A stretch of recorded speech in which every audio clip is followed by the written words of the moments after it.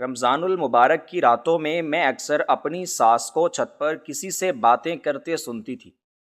جب اوپر جاتی تو وہ اکیلی ہوتی۔ مجھے لگا شاید وہ اپنے آپ سے باتیں کرتی ہیں۔ 27ویں شب میں چھپ کر اوپر گئی تو دیکھا کہ وہ ایک نوجوان عورت کے قدموں میں بیٹھی رو رہی تھیں اور کہہ رہی تھیں کہ بیٹی مجھے معاف کر دو، میں نے تمہارا حق مارا۔ میں حیران رہ گئی۔ جب اس عورت نے پلٹ کر مجھے دیکھا تو اس کا چہرہ آدھا جلا ہوا تھا اور وہ بولی کہ میں تمہاری ساس کی وہ بیٹی ہوں جسے انہوں نے۔ رمضان المبارک کی وہ خنک اور پرسکون راتیں جن میں پوری کائنات تسبیح و تحلیل میں مصروف نظر آتی تھی، میرے لیے ایک ایسی اذیت ناک اور ہوش ربا تجسس کا پیش خیمہ ثابت ہوگی۔ اس کا ادنا سا گمان بھی مجھے اپنی شادی کے ابتدائی ایام میں نہیں ہوا تھا۔ ہمارا گھر شہر کے ایک ایسے مضافاتی مگر انتہائی پرتعیش اور خاموش علاقے میں واقع تھا جہاں سکوت کی اپنی ایک وحشت ناک اور گہری زبان تھی، اور در و دیوار بھی شاید ماضی کے کئی تاریک اور لرزہ خیز قصے اپنے سرد سینے میں دفن کیے ہوئے تھے۔ اس عالی شان حویلی نما مکان کی ہر چیز میں ایک عجیب سی خنکی اور فیصلہ محسوس ہوتا تھا۔ سنگ مرمر کے فرش پر چلتے ہوئے قدموں کی چاپ بھی ایک عجیب سی گونج پیدا کرتی تھی جو سیدھی دل پر جا کر لگتی تھی۔ اور سب سے بڑھ کر میری ساس، جن کی شخصیت میں ایک ناقابل تسخیر رعب اور تمکنت تھی، ہمیشہ سے ہی میرے لیے ایک گہرا اور حل نہ ہونے والا معمہ رہی تھی۔ ان کے لباس کی نفاست، ان کی چال کا شاہانہ انداز گفتگو کا سلیقہ، اور گھر کے ہر چھوٹے بڑے معاملے پر ان کی مکمل اور آہنی گرفت دیکھ کر کوئی بھی یہ اندازہ نہیں لگا سکتا تھا کہ ان کے اندر کوئی طوفان بھی بپا ہو سکتا ہے، یا ان کے ماضی کے کسی تاریک گوشے میں کوئی ایسا بھیانک راز چھپا ہے جو انہیں اندر ہی اندر کسی دیمک کی طرح چاٹ رہا ہے۔ وہ پورے خاندان اور جاننے والوں میں ایک انتہائی واضح دار، صابر اور سچے دل سے مذہبی خاتون کی طور پر جانی جاتی تھیں، جن کی سخاوت، غریب پر واری اور عبادت کی طوالت کی مثالیں دور دور تک رشتہ داروں میں دی جاتی تھیں۔ محلے کے تمام محتکین ان کے دروازے سے بھی کبھی خالی ہاتھ نہیں لوٹتے تھے۔ لیکن جیسے ہی میری شادی کو کچھ عرصہ گزرا اور راتوں اور برکتوں بھرے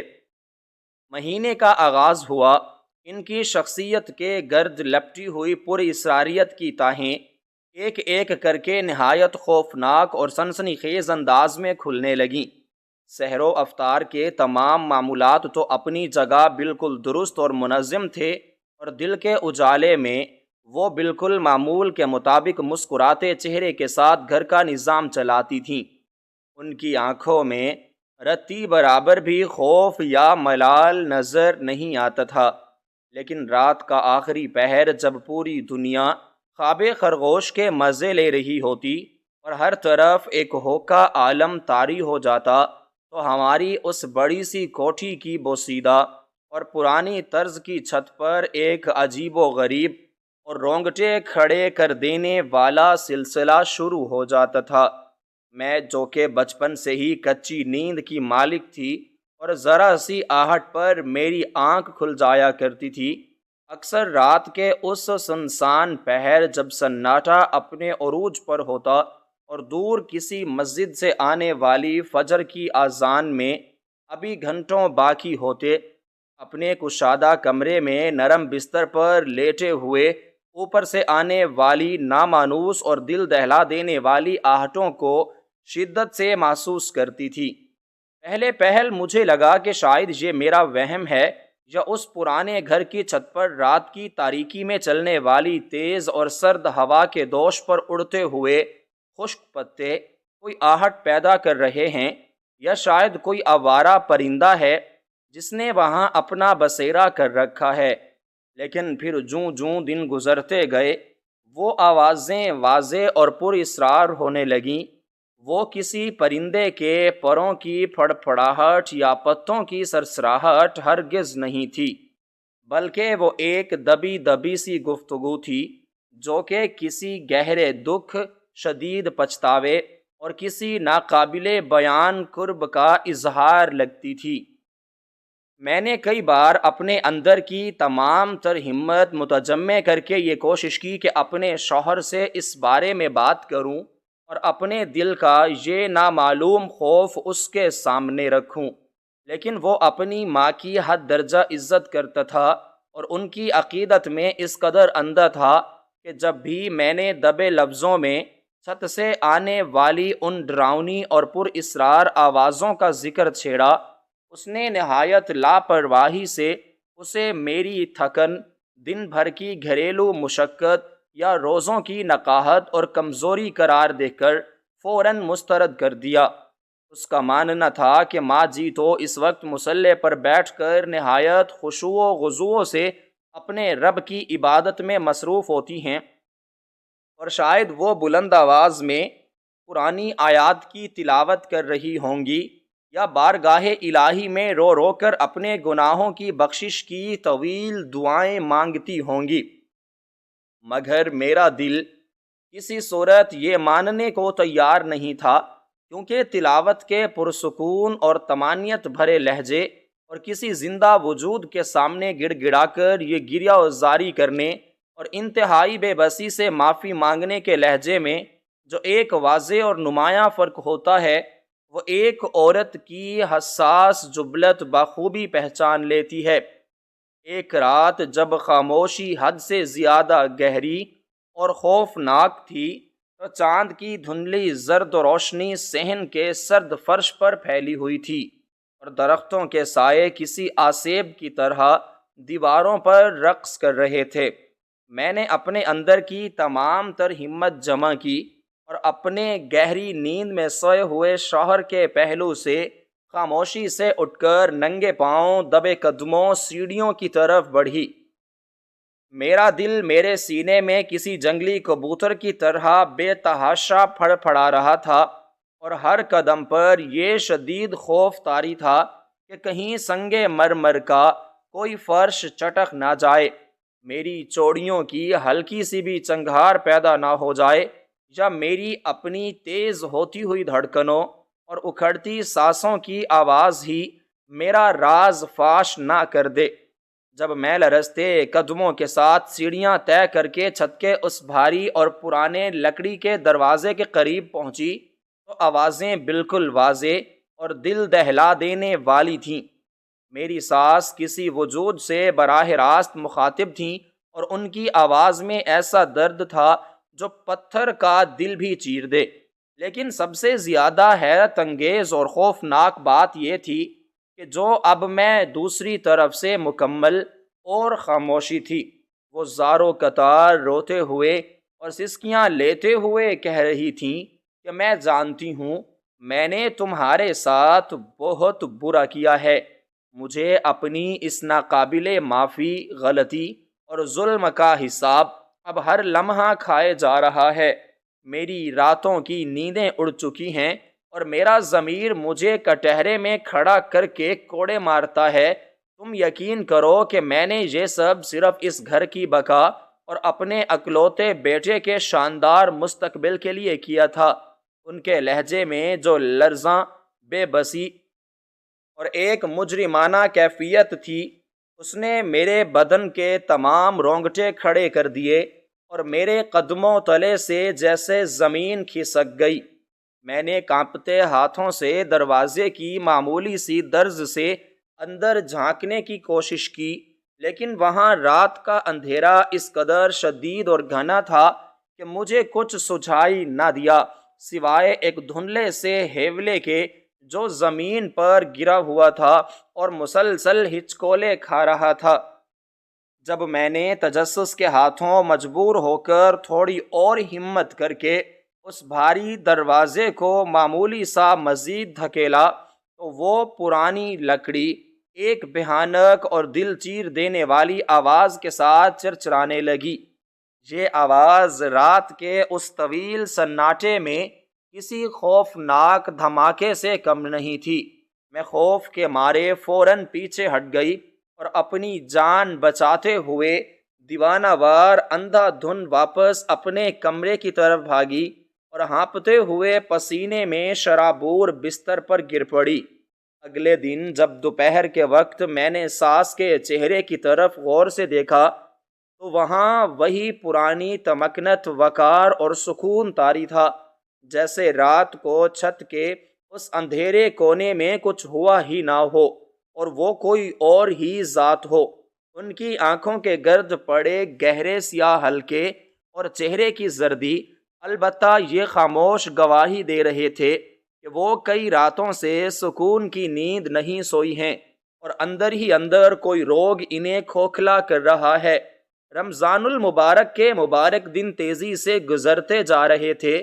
لیکن میرے دل کا بوجھ اور میرا تجسس اب ایک پاگل پن اور جنون کی شکل اختیار کرتا جا رہا تھا۔ میں نے محسوس کیا کہ وہ خاص طور پر تاک راتوں میں بہت زیادہ بے چین اور مضطرب رہنے لگتی تھیں اور رات کا بیشتر حصہ چھت کے اسی پر اسرار حصے میں گزارنے لگی تھیں۔ گھر کے دیگر افراد اور ملازمین تو بظاہر یہی سمجھتے تھے کہ بیگم صاحبہ اعتکاف جیسی روحانی کیفیت میں ہیں اور دنیاوی معاملات سے کٹ کر صرف رب کی یاد میں مشغول ہیں، لیکن میرے لیے وہ چھت ایک محیب راز اور ایک ڈراؤنا خواب بن چکی تھی۔ دن کے اوقات میں جب ساس آرام کر رہی ہوتی تو میں بہانے سے چھت پر جانے کی کوشش کرتی، لیکن سیڑھیوں کے اختتام پر لگے اس بھاری دروازے پر ہمیشہ ایک بڑا سا زنگ آلود اور مضبوط قفل پڑا ہوتا تھا، جس کی کنجی ہمیشہ ساس کے اپنے پاس رہتی تھی اور وہ اسے اپنے گلے میں ایک کالے دھاگے میں پرو کر رکھتی تھیں۔ اس قفل کو دیکھ کر میرا شک مزید یقین میں بدلنے لگا کہ اس دروازے کے اس پار محض کوئی خالی چھت یا پرانا بیکار سامان نہیں ہے، بلکہ کوئی ایسا زندہ اور دھڑکتا ہوا راز قید ہے جس کی بھنک اس گھر کے کسی فرد کو نہیں پڑنے دی گئی۔ میں اکثر باورچی خانے میں کام کرتے ہوئے تنہائی میں سوچتی تھی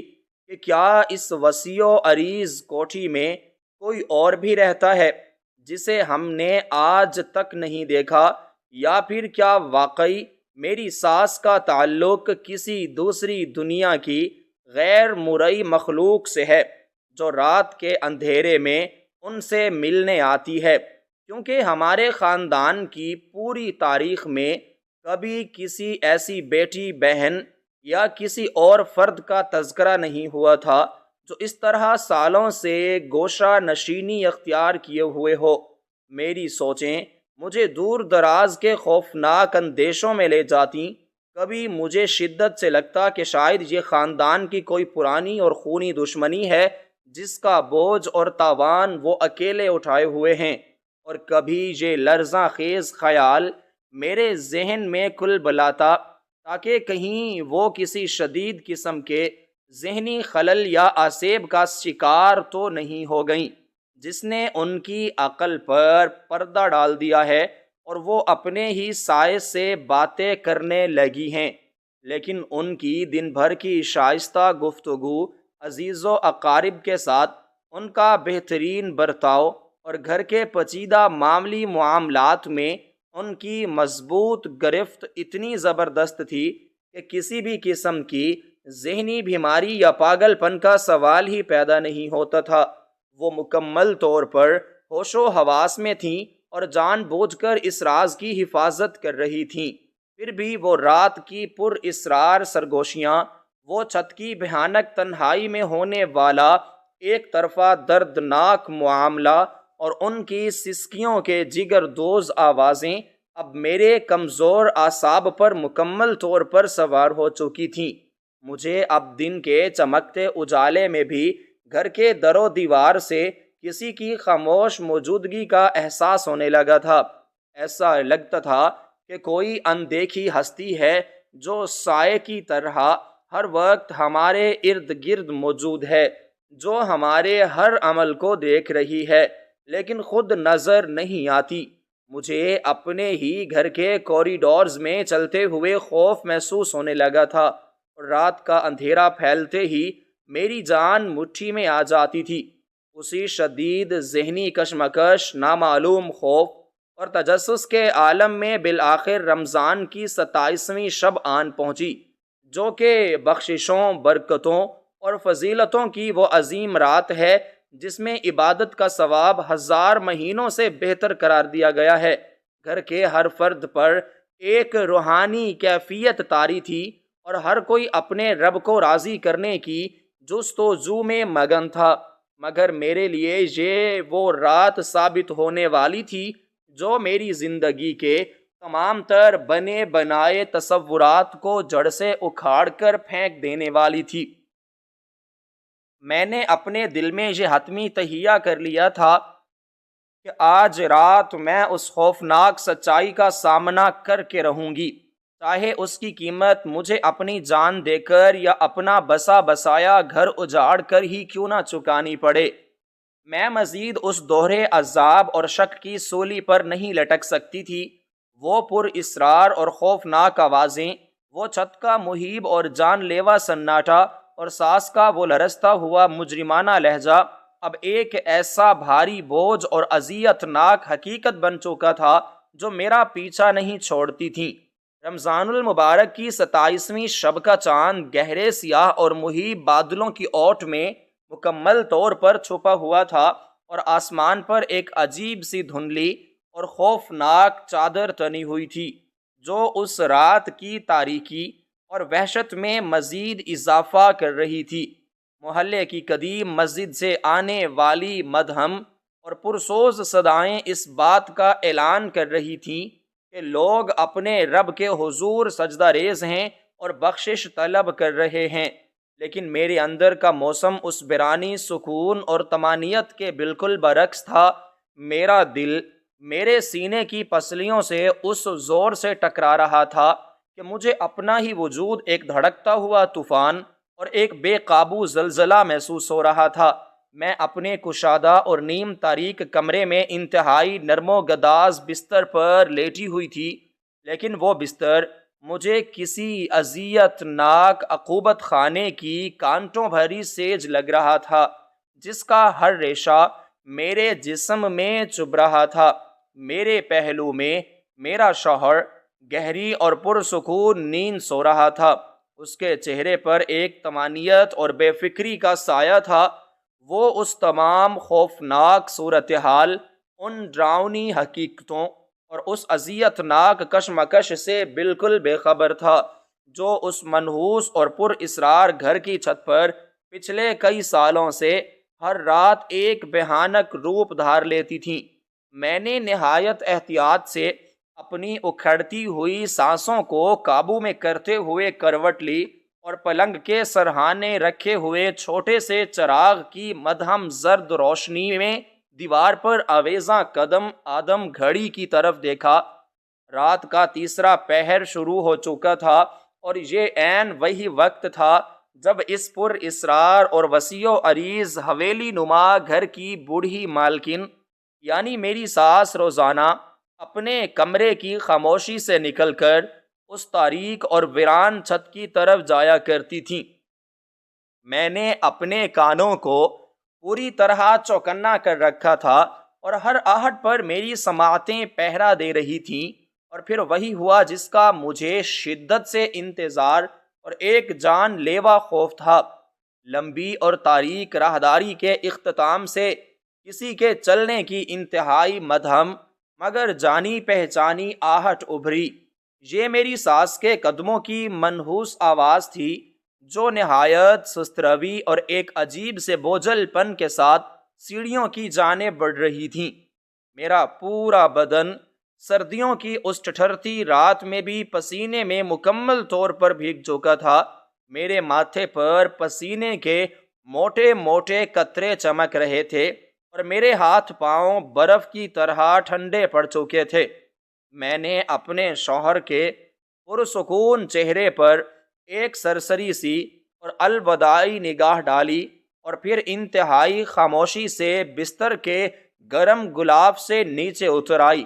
میرے ننگے پاؤں جب کمرے کے سرد اور بے جان سنگ مرمر کے فرش پر پڑے تو ایک عجیب سی خنکی اور موت جیسی سرد لہر میرے پورے وجود میں تیزی سے دوڑ گئی۔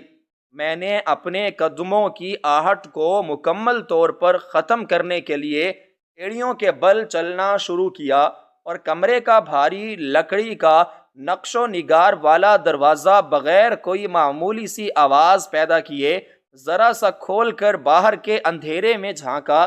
طویل راہداری میں گپ اور مہیب اندھیرا چھایا ہوا تھا، سوائے ایک دور جلنے والے مدھم سے زرد قمقمے کے، جس کی ٹمٹماتی ہوئی روشنی دیواروں پر عجیب و غریب اور خوفناک سائے پیدا کر کے میرے دل کی وحشت میں مزید اضافہ کر رہی تھی۔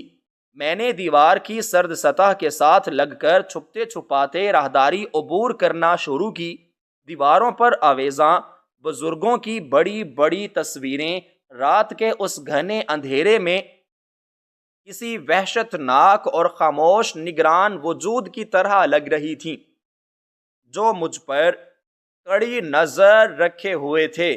میرے ہر قدم کے ساتھ میری دھڑکن کی رفتار کسی پاگل ہتھوڑے کی طرح تیز ہوتی جا رہی تھی۔ مجھے ایسا لگ رہا تھا جیسے اس گھر کی ہر بے جان شے، ہر اینٹ اور ہر دروازہ مجھے دیکھ رہا ہے اور مجھے آگے بڑھنے اور اس خاندانی راز کو فاش کرنے سے سختی سے روکنا چاہتا ہے۔ لیکن آج میں نے اپنے دل میں ایک اٹل فیصلہ کر لیا تھا کہ میں اس تجسس کی دہکتی ہوئی آگ کو ہمیشہ کے لیے بجھا کر ہی دم لوں گی، چاہے مجھے اس کی اتنی ہی بھاری اور جان لیوا قیمت کیوں نہ چکانی پڑے۔ میں سیڑھیوں کے بالکل قریب پہنچ چکی تھی، جہاں سے اوپر چھت اور پر اسرار دنیا کی طرف جانے والا تنگ راستہ شروع ہوتا تھا۔ یہ سیڑھیاں گھر کے باقی حصوں کی نسبت بہت پرانی اور قدرے تنگ تھیں، جن پر گہرے سرخ رنگ کا ایک پرانا اور گرد آلود غلیچہ بچھا ہوا تھا، جس نے میرے قدموں کی آواز کو تو دبا دیا تھا، لیکن پرانی لکڑی کے تختوں کی چرچراہٹ کا خطرہ اب بھی میرے سر پر منڈلا رہا تھا۔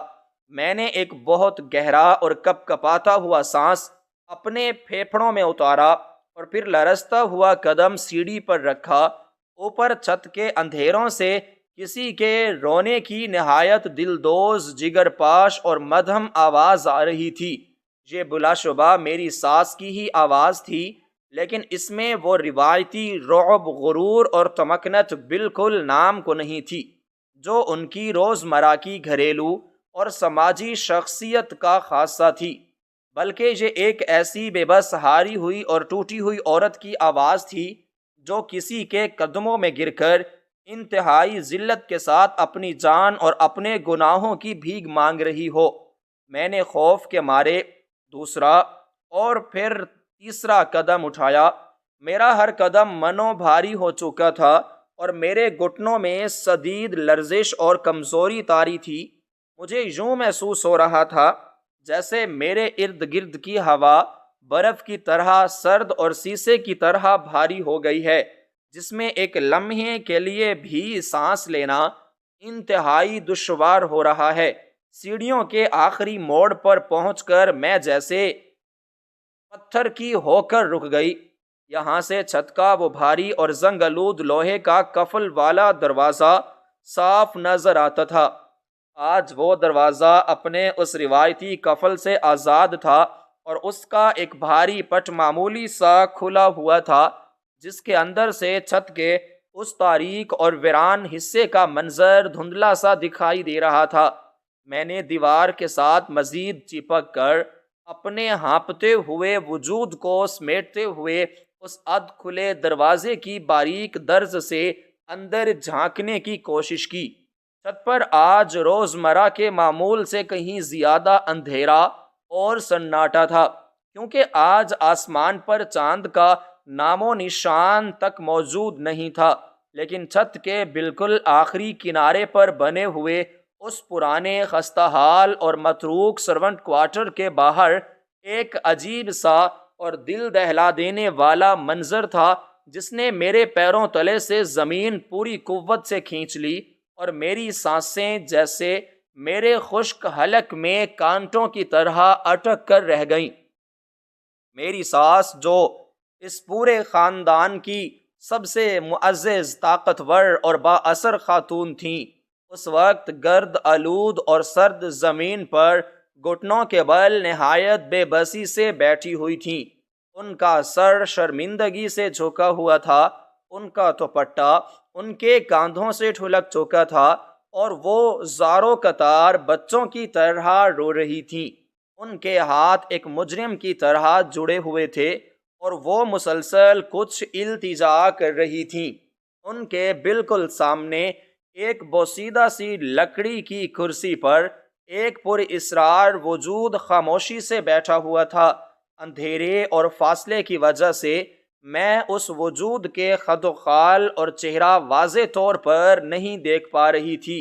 لیکن اس کی جسامت اور وضاقتہ سے وہ کوئی عام انسان بالکل نہیں لگ رہا تھا۔ اس نے ایک گہرے سیاہ رنگ کا لمبا اور پرانا لبادہ اوڑھ رکھا تھا جو اس کے پورے جسم کو سر سے پاؤں تک ڈھانپے ہوئے تھا۔ اس وجود کی مکمل اور قبر جیسی خاموشی میں ایک ایسی ہیبت اور دہشت تھی جو میری ہڈیوں کے گودے تک میں خنکی بن کر اتر رہی تھی۔ سانس کی سسکیاں اور گریہ زاری وقت کے ساتھ ساتھ بڑھتی جا رہی تھی، اور وہ نہایت لرزتی ہوئی اور پھٹی ہوئی آواز میں کہہ رہی تھی کہ مجھے اپنے کیے پر بے پناہ اور عمر بھر کی ندامت ہے۔ میں جانتی ہوں کہ میرے اس وحشت ناک ظلم کی دنیا اور آخرت میں کوئی معافی نہیں ہے، لیکن خدا کے واسطے مجھے اس روز روز کے عذاب سے نکال دو۔ میں روز اندر ہی اندر مرتی ہوں اور روز جیتی ہوں۔ میرا ضمیر مجھے ایک پل کے لیے بھی سونے نہیں دیتا۔ میں نے تمہاری ہنستی کھیلتی زندگی اپنے ہاتھوں سے تباہ کر دی، لیکن میں اس وقت مجبور اور اندھی ہو چکی تھی۔ مجھے صرف اپنے خاندان کی جھوٹی عزت اور اپنے اکلوتے بیٹے کا روشن مستقبل بچانا تھا۔ تم مجھ سے جو چاہو لے لو، میری جان لے لو، میری دولت لے لو، لیکن مجھے اس روحانی اور جسمانی اذیت سے ہمیشہ کے لیے آزاد کر دو۔ وہ مسلسل پاگلوں کی طرح بول رہی تھیں، رو رہی تھیں اور ہاتھ جوڑ کر معافی مانگ رہی تھیں، لیکن پر اسرار لبادہ اوڑے وجود کی طرف سے جواب میں ایک ہلکی سی آہٹ یا ایک لفظ بھی ادا نہیں کیا جا رہا تھا۔ وہ بالکل ایک بے جان اور پتھر کے تراشے ہوئے مجسمے کی طرح ساکت و جامد بیٹھا تھا، جیسے اس پر سانس کی ان سسکیوں، آنسوؤں اور التجاؤں کا کوئی معمولی سا بھی اثر ہی نہ ہو رہا ہو۔ میں نے اپنی آنکھوں کو مزید سکیڑ کر اور بصارت پر زور دے کر اس وجود کی طرف غور سے دیکھنے کی مسلسل کوشش کی۔ میرے دل اور دماغ میں بیک وقت خوفناک اور لرزہ خیز خیالات کا ایک طوفان امڈ آیا۔ کیا یہ واقعی کوئی طاقتور جن یا خبیث روح ہے جس نے میری اس مغرور ساس کو اپنے قابو میں کر کے انہیں اس قدر بے بس کر رکھا ہے، یا کوئی ایسا خوفناک انسان ہے جس کے ساتھ میری ساس نے ماضی کے اندھیروں میں کوئی ایسا سنگین اور ناقابل بیان ظلم کیا ہے جس کا توان وہ آج تک اپنی راتوں کی نیندیں حرام کر کے اس چھت کے اندھیروں میں چکا رہی ہیں۔ اسی اثنا میں مجھے محسوس ہوا کہ ماحول میں ایک عجیب سی اور انتہائی ناگوار بو پھیلی ہوئی تھی، جیسے کوئی پرانی اور کڑوی دوا یا بہت پرانا جلا ہوا گوشت اور سڑے ہوئے پرانے کپڑے آپس میں مل کر ایک ایسی عفونیت پیدا کر رہے ہوں جو معدے کو الٹ دینے کے لیے کافی تھی۔ یہ بو اس قدر تیز اور ناگوار تھی کہ مجھے اپنا سانس کچھ دیر کے لیے بالکل روکنا پڑا۔ سانس نے اچانک اپنا سر اوپر اٹھایا اور اس ساکت وجود کے قدموں کی طرف اپنے لرزتے ہوئے ہاتھ بڑھاتے ہوئے نہایت قربناک آواز میں کہا کہ میری بچی، مجھے اللہ کے واسطے معاف کر دو، میں نے تمہارا حق مارا ہے، میں ایک انتہائی ظالم، لالچی اور بدبخت عورت ہوں جس نے صرف دولت اور دنیاوی وقار کی اندھی ہوس کی خاطر تمہارا سب کچھ تباہ کر دیا۔ یہ الفاظ سنتے ہی میرے دماغ میں جیسے کسی نے بہت بڑا لوہے کا ہتھوڑا مارا۔ میری بچی، یہ وہ کیا کہہ رہی تھیں؟ وہ میری ساس کی تو پوری زندگی میں صرف ایک ہی اولاد تھی جو میرا شوہر تھا، اور ان کی کسی بیٹی کا یا کسی اور اولاد کا ذکر تو پورے خاندان کے کسی بھی فرد نے آج تک بھول کر بھی نہیں کیا تھا۔ تو پھر یہ پر اسرار وجود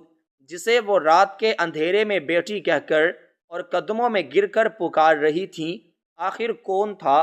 کیا یہ جوانی کی کسی غلطی کا کوئی ناجائز رشتہ تھا، یا کوئی ایسا خاندانی راز تھا جسے دنیا کی لان تان اور نظروں سے چھپانے کے لیے اس وحشتناک اور ویران چھت پر عمر بھر کے لیے قید کر دیا گیا تھا؟ میرا تجسس اور جاننے کی طلب اب میرے ہر قسم کے خوف پر مکمل طور پر حاوی ہو چکی تھی۔ میں ہر صورت یہ جاننا چاہتی تھی کہ اس گہرے لبادے کے پیچھے چھپا ہوا چہرہ کس کا ہے۔ میں نے بے ساختہ اور غیر ارادی طور پر اپنا ایک قدم مزید آگے کی طرف بڑھایا اور دروازے کے بھاری پٹ کو ذرا سا اوپر دھکیلنے کی بھرپور کوشش کی، لیکن میری اس معمولی سی کوشش میں پرانی لکڑی کے زنگ آلود قبضوں سے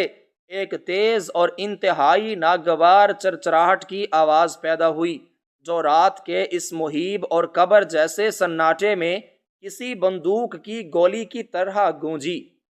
میری ساس، جو اب تک سسکیوں اور اپنے ہی دکھ میں مکمل طور پر گم تھیں، اچانک ایک جھٹکے سے چونک کر مڑیں اور انہوں نے سیدھا دروازے کی طرف دیکھا۔ ان کی سرخ اور سوجی ہوئی آنکھوں میں وحشت، گھبراہٹ اور خوف کا ایسا ملا جلا اور بھیانک تاثر تھا جو میں نے اپنی پوری زندگی میں اس سے پہلے ان کے چہرے پر کبھی نہیں دیکھا تھا۔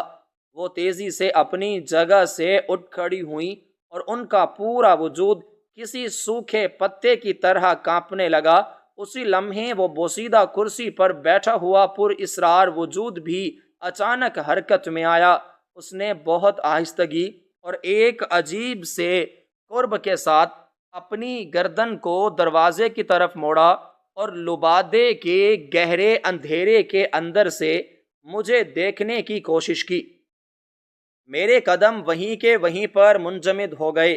میں وہاں سے الٹے قدموں واپس بھاگنا چاہتی تھی، لیکن میرے پیروں نے جیسے زمین کو مضبوطی کے ساتھ جکڑ لیا تھا۔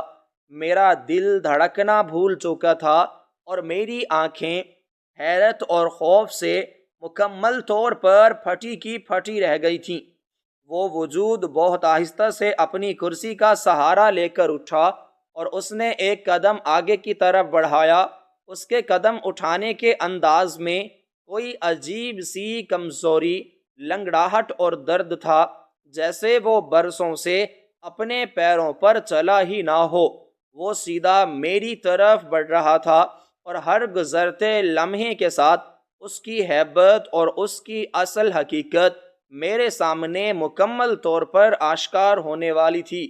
میری ساس چیختی ہوئی اور اپنے بال نوچتی ہوئی اس کے آگے رکاوٹ بن کر کھڑی ہو گئیں اور اپنے دونوں ہاتھ اس کی طرف پھیلا کر اسے روکنے کی بھرپور کوشش کرتے ہوئے دیوانہ وار چلائیں کہ نہیں، ایسے مت دیکھو، اللہ کے لیے واپس اپنی جگہ پر چلی جاؤ۔ لیکن وہ وجود انہیں ایک جھٹکے سے ایک طرف دھکیل کر اندھیرے کے غلاف سے نکل کر تھوڑا سا چاند کی مدھم روشنی کی طرف آ گیا تھا،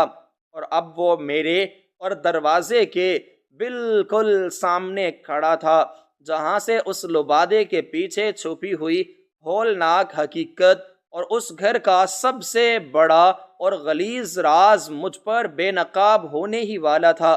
چاند کی وہ زرد اور بیمار سی روشنی جب اس پر اسرار اور لرزتے ہوئے وجود کے چہرے پر پڑی تو میری سماعتیں جیسے سن ہو گئیں اور میری آنکھوں کی پتلیاں خوف اور شدید صدمے کے ساتھ پھیل گئیں۔ اس لبادے سے باہر جھانکنے والا چہرہ کسی انسان کا چہرہ نہیں لگ رہا تھا، بلکہ وہ پگھلے ہوئے گوشت اور جلی ہوئی کھال کا ایک انتہائی خوفناک اور کریہا لوتھڑا تھا، جس پر انسانی خد و خال کی کوئی رمق باقی نہیں بچی تھی۔ اس کا آدھا چہرہ مکمل طور پر جھلس کر ہڈیوں تک پگھل چکا تھا۔ ایک آنکھ کی جگہ صرف ایک گہرا اور تاریک گڑھا تھا، جبکہ دوسری بچ جانے والی آنکھ میں ایک ایسی ویرانی اور موت جیسی خاموشی تھی جو سیدھی میری روح کے اندر خنجر کی طرح اترتی چلی گئی۔ اس کے سر پر بالوں کی جگہ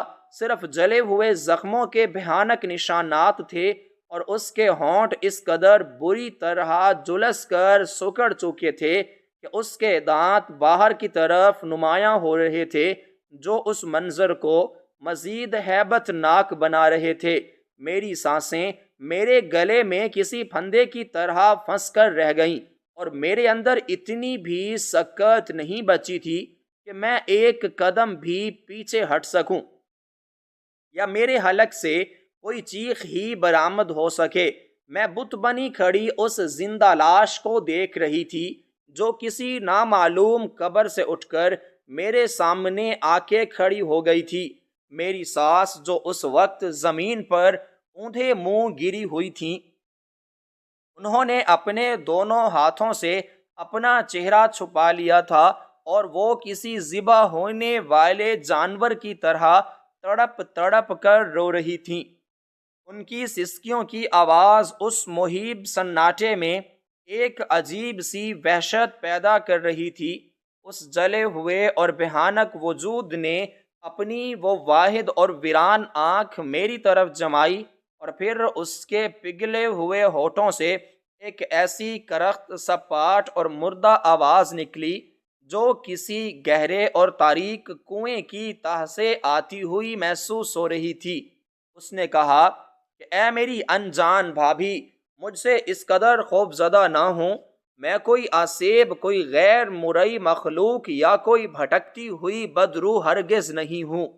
میں اس مٹی کی بنی ہوئی ہوں، ایک عام سی انسان ہوں، اور میں تمہاری اس معزز اور نیک سیرت ساس کی وہ سگی اور اکلوتی بیٹی ہوں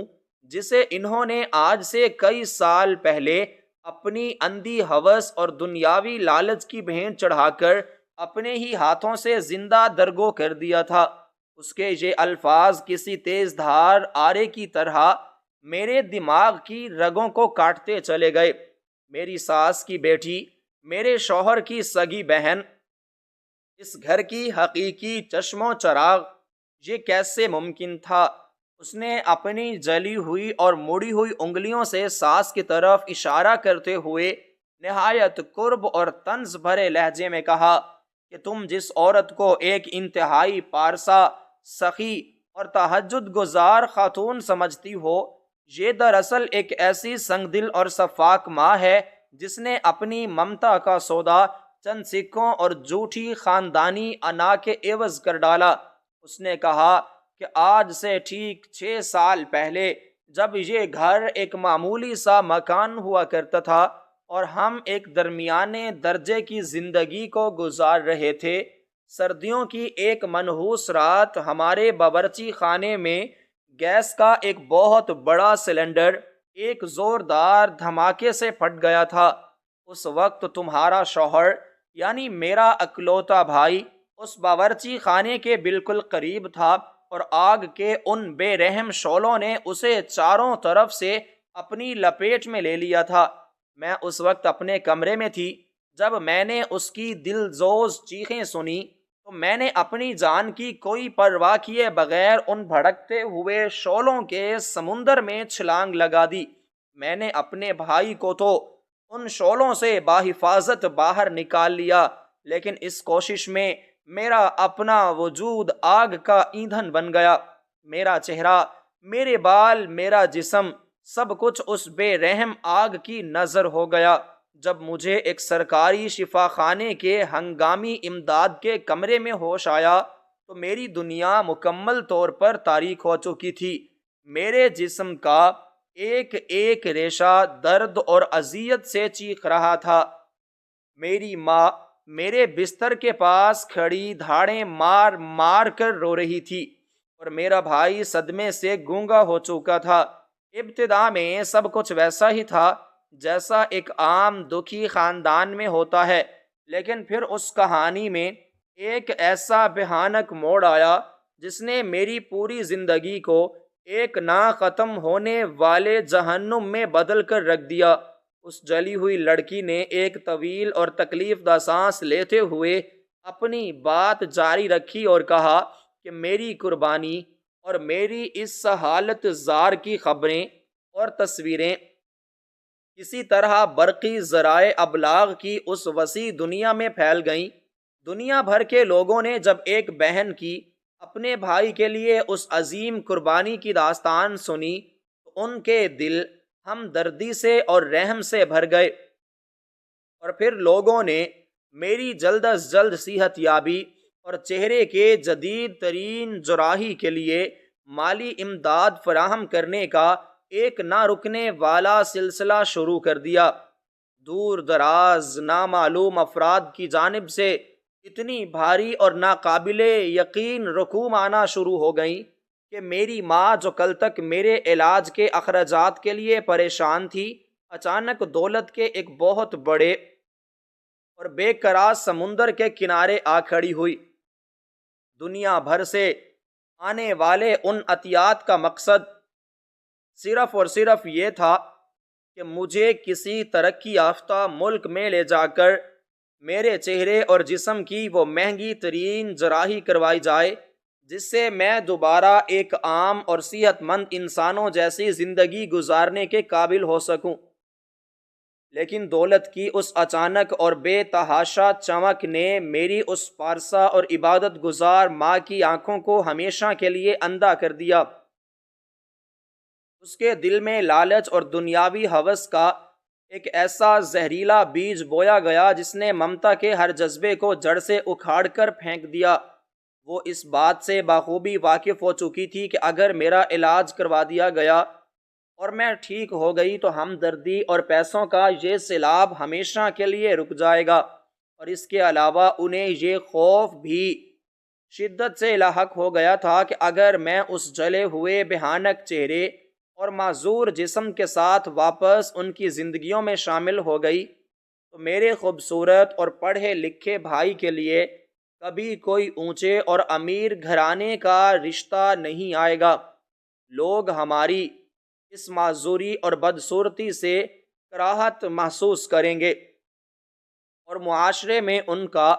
وہ جھوٹا وقار اور مرتبہ قائم نہیں رہ سکے گا جس کے وہ ہمیشہ سے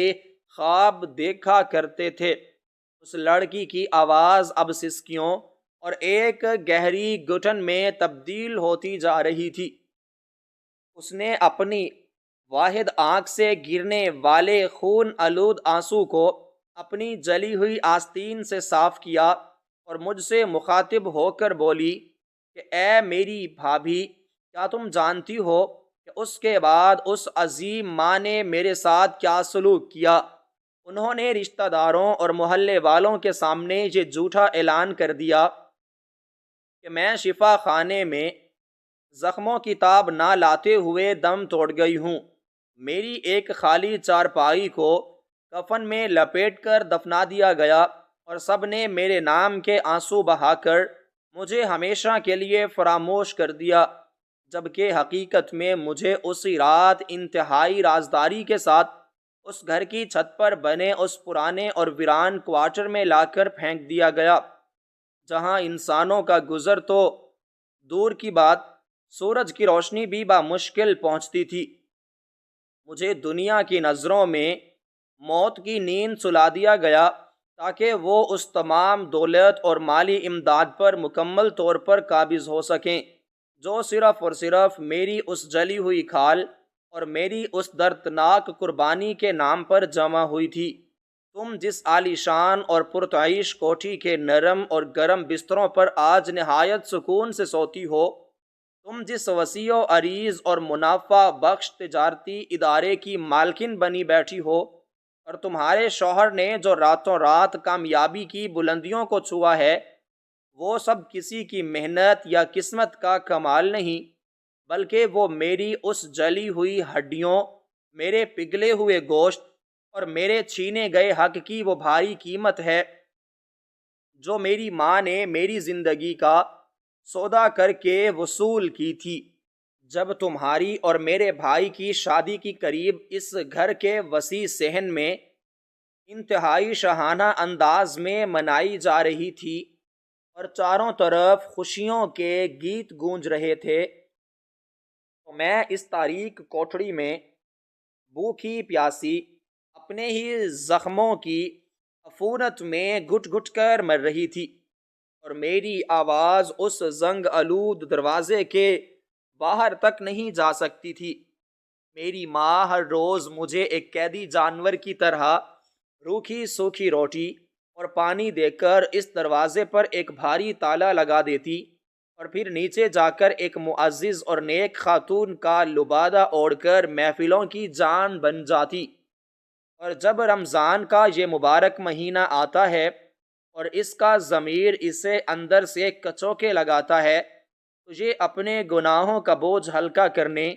اور مجھے کچھ پل کے لیے اس قید سے نکال کر کھلی ہوا میں سانس لینے کی اجازت دینے کے لیے اس چھت پر آتی ہے، اور میرے قدموں میں گر کر اپنی بخشش کی بھیک مانگتی ہے۔ لیکن اس کی یہ تمام عبادات، اس کے تمام سجدے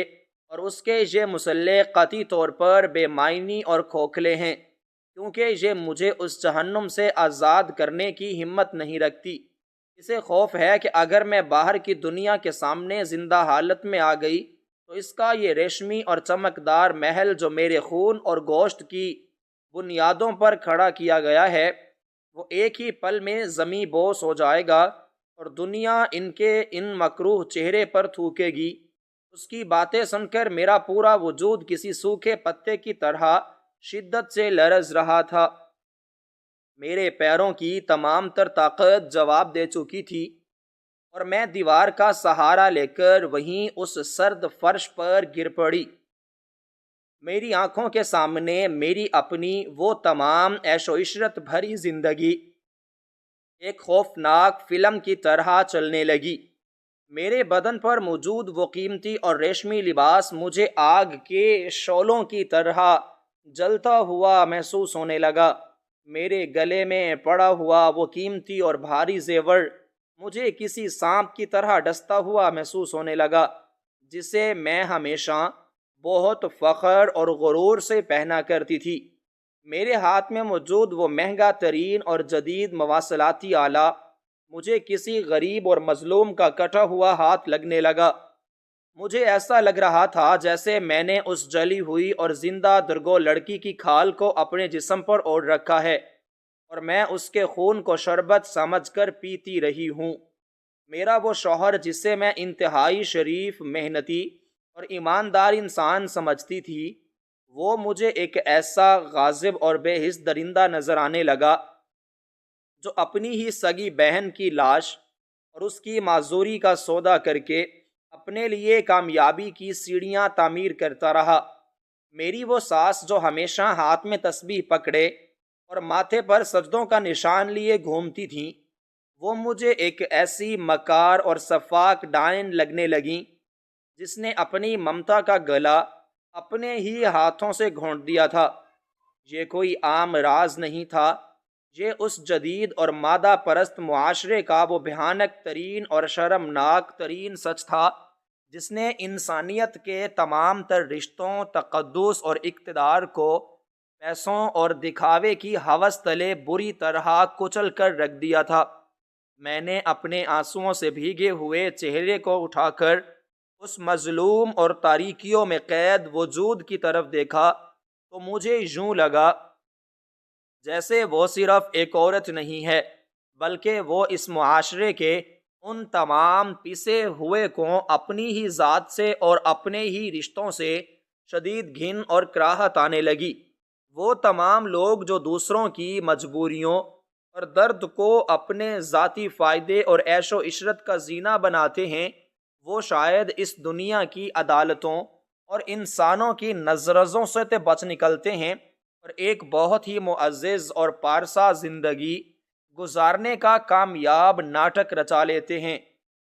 لیکن وہ خدا کی لاٹھی اور ضمیر کی اس خاموش لیکن اذیت ناک عدالت سے کبھی فرار حاصل نہیں کر سکتے، جہاں وہ ہر رات اپنی ہی نظروں میں گرتے ہیں اور اپنی ہی گناہوں کی آگ میں بغیر کسی شعلے کے جلتے رہتے ہیں۔ میری ساس کی یہ حالت اور اس لڑکی کی یہ دردناک داستان میرے لیے اور اس کہانی کو پڑھنے والے ہر اس انسان کے لیے ایک ایسی لرزاں خیز اور عبرت ناک مثال بن چکی تھی جو دنیا کی رنگینیوں میں کھو کر اپنوں کے حقوق غصب کرتے ہیں اور پھر یہ بھول جاتے ہیں کہ کسی مظلوم کی آہ اور کسی کا مارا ہوا حق بالآخر ان کی اپنی ہی نسلوں کو دیمک کی طرح چاٹ جاتا ہے، اور ان کی وہ تمام تر جھوٹی عزت اور غرور ایک دن خاک میں مل کر ایسی ہی تاریک اور وحشت ناک راتوں کا حصہ بن جاتا ہے جہاں ان کی چیخیں سننے والا کوئی نہیں ہوتا۔ میں وہاں سے اٹھنے کی سکت کھو چکی تھی اور بس اس اندھیرے میں اس جلی ہوئی حقیقت کے سامنے اپنے تمام گناہوں کی معافی مانگ رہی تھی جو میں نے نادانستگی میں اس کی چھینی ہوئی زندگی کے ثمرات کو استعمال کرتے ہوئے کیے تھے، اور میرا دل مسلسل یہی گواہی دے رہا تھا کہ جب تک اس معاشرے میں ایسی ہوس اور ایسا ظلم باقی ہے، تب تک کوئی بھی رات کتنی ہی مقدس اور بابرکت کیوں نہ ہو، وہ ظالموں کے لیے کبھی بھی رحمت اور سکون کا پیغام نہیں لا سکتی۔